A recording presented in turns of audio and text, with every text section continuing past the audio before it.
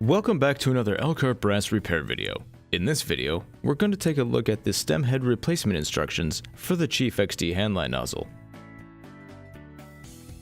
Tools you're going to need for this procedure is going to be a web wrench, a 1/4 inch Allen wrench, as well as blue Loctite number 242 or equivalent. You will also need the replacement stem you're going to use during this procedure. So let's begin. Step 1.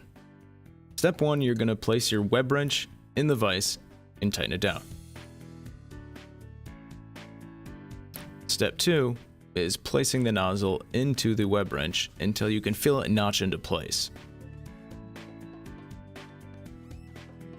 After that, you're going to want to undo the previous stem head using the Allen wrench and loosen it till it comes off. This process is the same when working with a Chief XD tip as well. Once your stem is removed, installation is the opposite of the removal.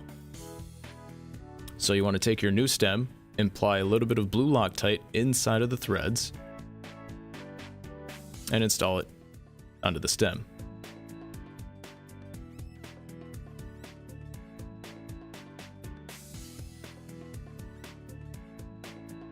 Thread the new stem on till hand tight before using your Allen wrench.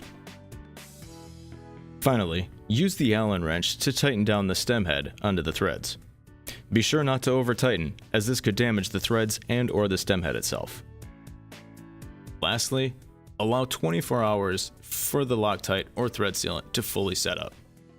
After the Loctite is cured, be sure to flow test the nozzle, checking for any leaks, the stream quality and flow, and overall smoothness of operation before putting back into service. Thanks for watching.